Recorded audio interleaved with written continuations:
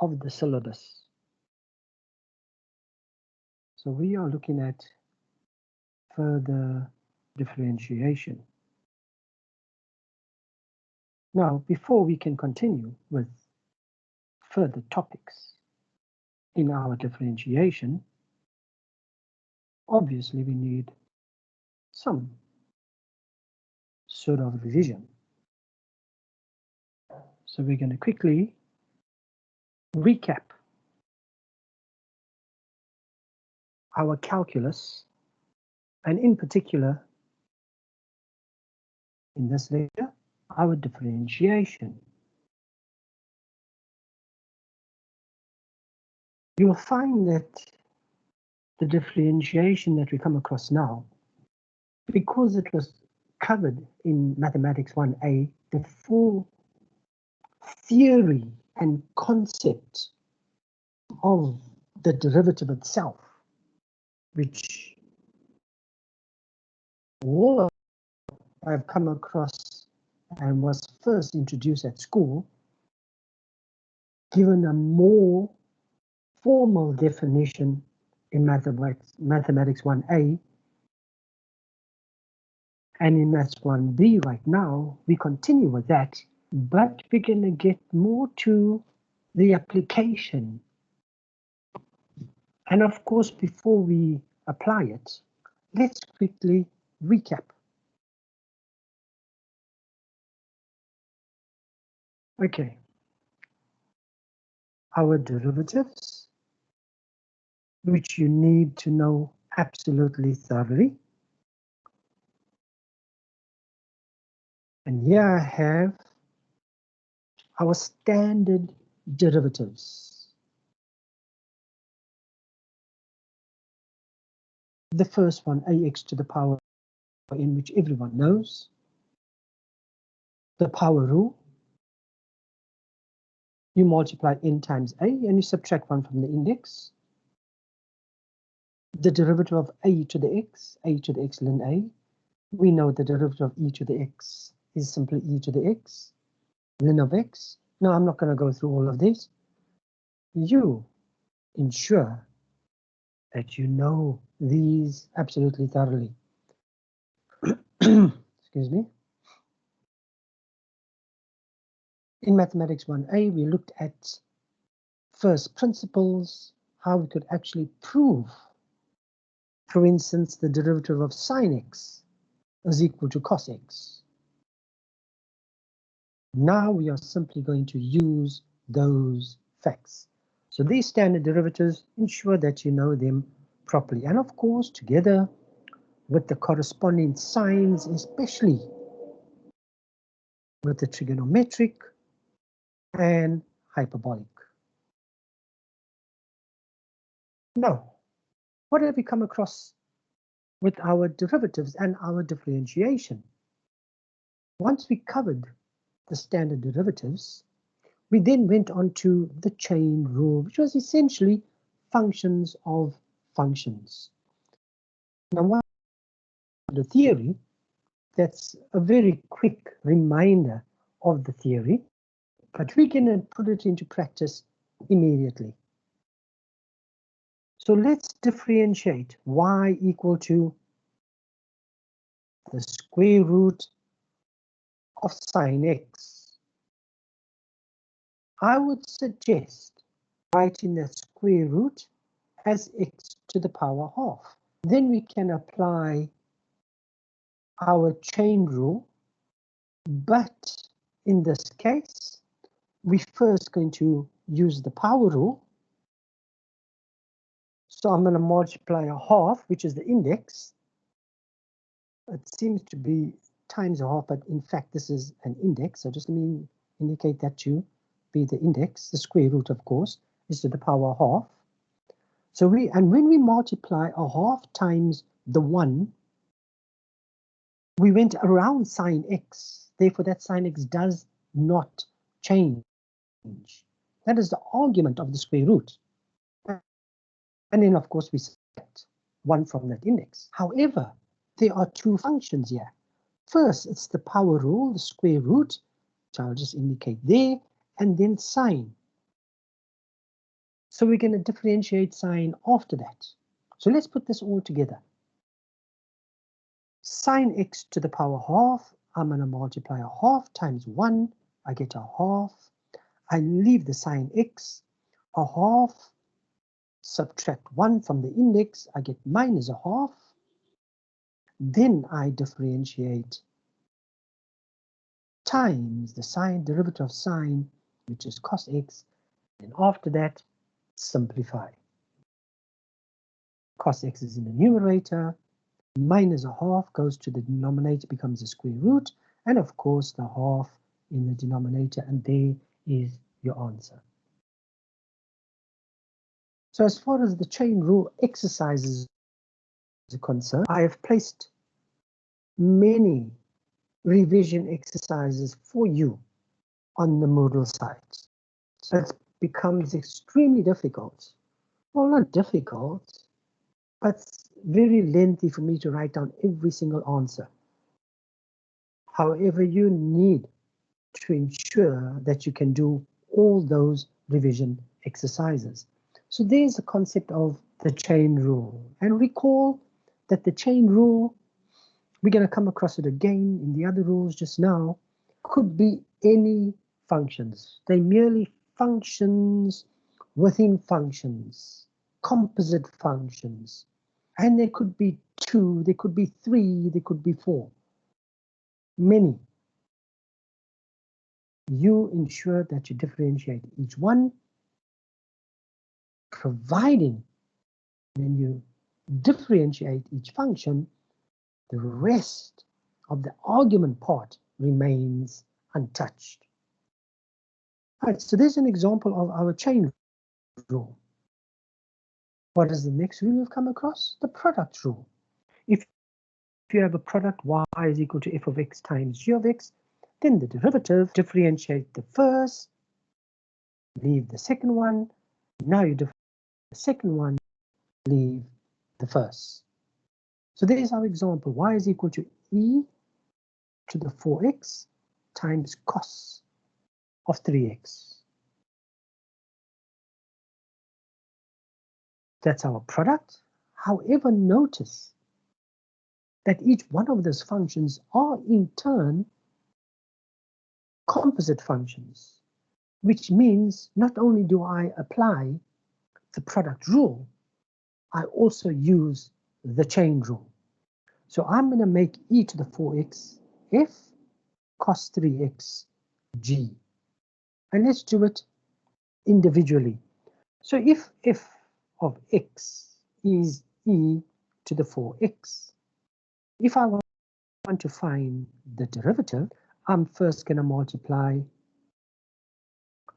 the derivative of e to the power 4x, first the e, and then the 4x. So the derivative of e to the 4x is e to the 4x. Now you block out the e. The derivative of 4x is 4.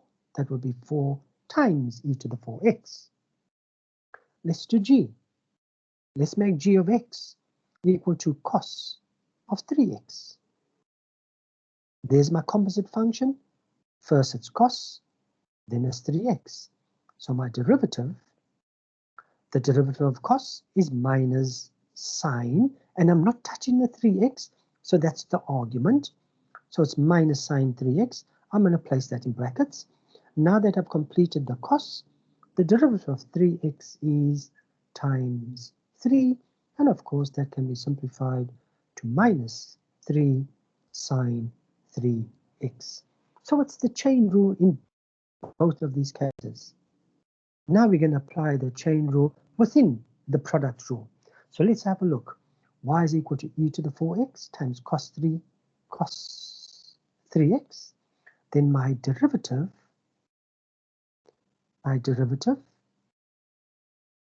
is f prime g. Okay, I've got that the other way around. Let's just erase that. And that, of course, does not matter at all. What am I talking about? Here I have f times g prime. If I got g prime first and then f, no problem at all. It's multiplication. Multiplication is commutative. So all we have to do is substitute. We've done the derivative for e to the x. There you go. Leave the cos 3x. Now you leave e to the 4x. And there's my derivative of g. And simplify. And I think at this stage, I want to emphasize there's an answer which is much simpler to what we've written down here. And that is something that you need to concentrate on. So in other words, I am stating that if you know your rules absolutely thoroughly, then the first step seems to be pretty straightforward. It's the procedure and algebraic manipulation or trigonometric manipulation to get to the final answer that's important. You will see in some examples that you do, that after you apply the rules and the chain rule and your product rule, and of course the quotient rule, which we're going to come to just now, simplifying is important, exceptionally important. In some cases, it simplifies to a simple term. So there's an application of an example of your product rule. The quotient rule, once again, there's the theory. I go to the denominator, I square the denominator, then I leave my denominator times the derivative. So f of, oh, okay, this is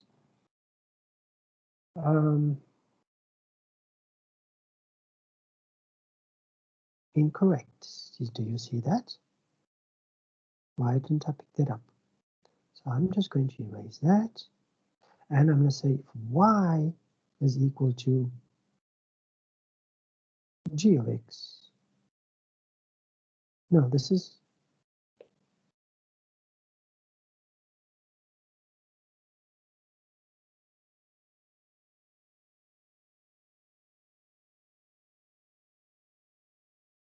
instead of doing all that, let's just simply take the pen and make this g. Sorry guys, I did not check that at all. Okay, so if we have a quotient y is equal to f of x divided by g of x, then the quotient rule applies. You take the denominator and you square it. You put the denominator down, multiply that by the derivative of the numerator, then minus, this is a very common error. That is a minus sign, please, not a positive. Now you leave f of x and you find the derivative g of x. And here is a typical example where we're going to have to simplify. So example, we have y is equal to cos of 3x minus 5 divided by the square root of 7 minus 6x. Denominator is squared, and I get 7 minus 6x. Do I need to explain that? Square root of 7 minus 6x, all squared. Square and square root are inverse operations. 7 minus 6x. Then I leave the function square root of 7 minus 6x and differentiate the numerator. And there again is the chain rule. First the cosh, then the 3x minus 5. And when I differentiate cosh, I do not change the argument in brackets. So the derivative of cosh is sine of 3x minus 5. Now I take the derivative of 3x times by 3. Applying the rule, the quotient rule, that will be a minus. So let's write down the numerator first. Cosh of 3x minus 5. Now I need to differentiate. So let's have a look here on the side. Let's differentiate the square root of 7 minus 6x. Well, my suggestion in all cases is when you have that square root, write that to the power half. Square root, cube roots to the power third, and so on. Now I'm going to use the chain rule. First the half, and then differentiate the argument, and of course subtract 1. So that will be a half times 7 minus 6x to what power? Minus a half. Do we stop there? Not at all. Multiply that by the derivative in the bracket, derivative of 7 minus 6x times by minus 6. And there I put here, there's the half, 7 minus 6 to the power minus half times minus 6.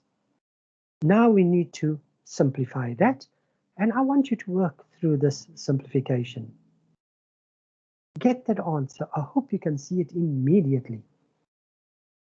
But I want you to be careful, because when I do this minus a half, I'll get over here, a half of minus 6 gives you minus 3. Divide this by the square root of 7 minus 6x.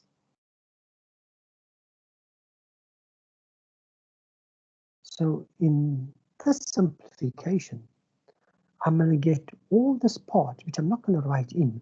I'd like you to do. There's the main division line. There is 7 minus 6x. And in the numerator, you have a minus sign.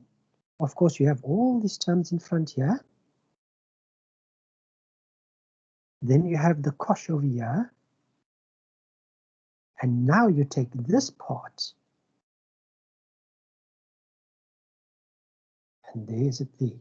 So that will be minus 3 divided by the square root of 7 minus 6x. And in the numerator, you're going to have to apply the LCD.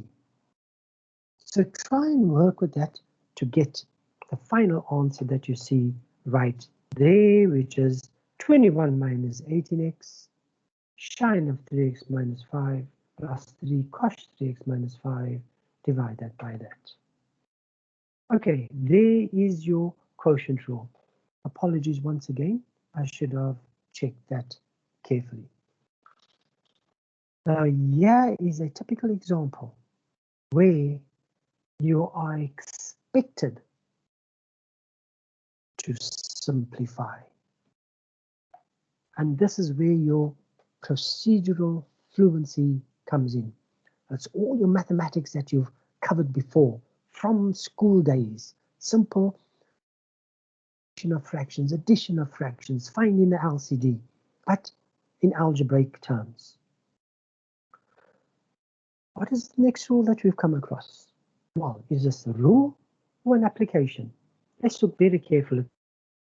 I have y is equal to the ln cos x plus sine of x over cos x minus sine of x, and I need you to find dy dx. In other words, differentiate. Now look at that. Do you notice something? That entire bracket, a complicated bracket is a complicated fraction, is preceded by a what term? A logarithmic term. And when we have that, we can apply our log laws. Do you recall your log laws? Let's quickly go through that. If it's ln or log, it doesn't really matter. What is the, oh, okay, I'll start with ln of x divided by y.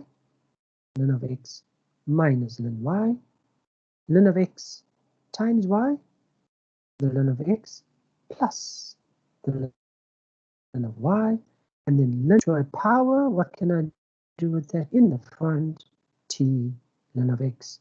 Do you also remember what is the ln of e?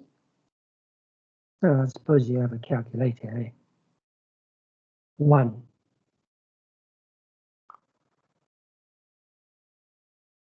So, how do we go about finding this? And the way understanding and theory of a concept comes into play. This is the log law, the first that I've written down, the log of a quotient. That numerator, the x that you see here, does not have to be a single term. In this case, it's this entire numerator. And the y is the entire denominator. So I can apply that law. And now I'm not differentiating yet. I am simplifying. So I get y is equal to the ln of the numerator, which is the entire bracket cos x plus sine of x, then minus the ln of that entire denominator, cos of x minus sine of x. Now I've taken that complicated ln fraction and separated into different terms, which means I can now apply my differential laws, my derivative laws. The derivative of a sum or difference is equal to the sum or difference of those derivatives. In other words, I differentiate the first one, differentiate the second, and so on. However, when I apply and use my derivatives, I have to check whether there's a product rule included, a quotient rule, or a chain rule. So in this case, the very first term, I have ln, and then I have that entire bracket. And in the same appears in the second term. So when I differentiate, I first differentiate ln. What is the derivative of ln of x? What is the derivative of ln of a? Let's take a. Straightforward, 1 over a. A in this case is that entire bracket. So the derivative of ln would be 1 divided by cos x plus sine of x. Would that be your final answer for that derivative? Not at all. We've only found the derivative of ln. Now I've got to find the derivative of the argument of ln. In other words, the derivative of cos x plus sine of x. So let's do that. What is the derivative of cos x minus sine of x? X plus cos of x, and I'm going to place that in brackets. The use of brackets, especially when you get complicated fractions, extremely important. Okay, the second term is very similar, so I'm going to do that. What is the derivative of ln? 1 divided by cos x minus sine of x, multiply by the derivative of cos x minus sine of x, derivative of sine of x minus cos of x in my brackets, and I'm going to simplify here. So minus sine of x plus cos of x, I'm just going to move that around, cos of x minus sine of x, just so that my first term is a positive in the numerator. Divide that by cos of x plus sine of x. And here in this bracket, I can remove a negative.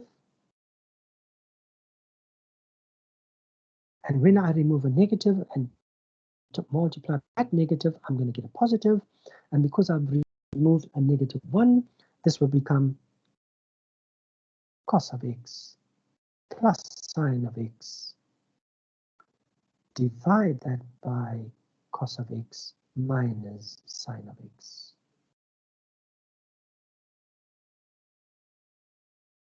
And there you go. Is that complete? Are you tempted? Who is tempted?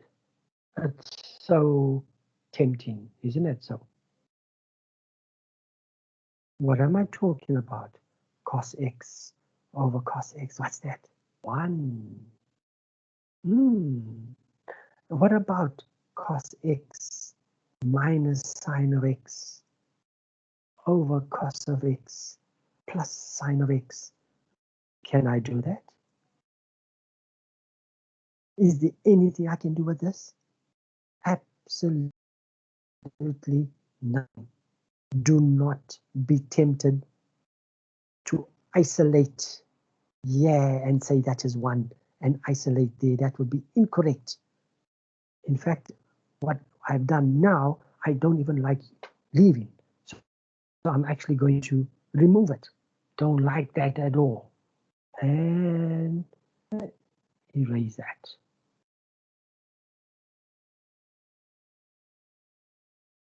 Lovely.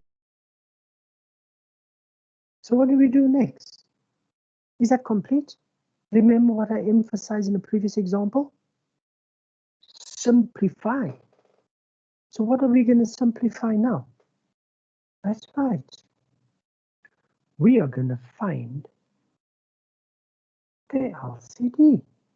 And the LCD is going to be the denominator of the first bracket multiplied by the denominator of the second bracket. Then I'm going to divide that into the LCD times by the numerator. I'll get cos of x minus sine of x times cos of x minus sine of x plus, now I do the second bracket and I get cos of x plus sine of x. And of course that's repeated, so I'm just going to write that as squared. Again, no temptation about cancelling. What do you have to do next? That's right. Distribute. Life away. Inner, outer, whatever your case. Distribute. Do your answers. Cos squared of x minus 2 sine of x cos of x plus sine squared of x. And the second, cos of x plus sine of x squared, cos squared of x, 2 sine of x, cos of x, plus sine squared of x. Divide that through. Now look at your numerator. Sorry, denominator. A plus b times a minus b. Difference between two squares. I'll get a squared minus b squared, which gives me cos squared of x minus sine squared of x. What about my numerator? Well, let's check. Let me get a different color. Maybe that will help. Let's go with nice olive green. What happens to these terms? Additive inverse, cancel, cancel. What is cos squared plus sine squared? And another cos squared plus sine squared. What does that give you? 1 plus 1, which I'm pretty sure you've taken your calculator out and worked it out, and well done. What did you get? 2. Oh, did I just change to black? Back to red. Now look carefully. Look at this denominator. Cos squared minus sine squared. Does that ring a bell? Absolutely right. That is your trig identity. Do you remember the cos of a double angle? Cos of 2a, there's 3 of them. 2 cos squared a minus 2 sine squared of a and cos squared of a minus sine squared of a. So I can write cos squared of a minus sine squared of a as cos of 2a. Therefore, cos squared x minus sine squared of x is the cos of 2x. And there is your final answer. Now I can go one further. I can say, yes, secant 2x. Why so? Because secant of a is 1 of the cos of a. Cosecant, 9. Now, here is a typical example of how integrated your previous mathematics knowledge is in any future mathematics topics that you're going to come across. You need to identify these. This is a lovely example where you're using log laws, derivatives, the chain rule, trigonometric identities, algebraic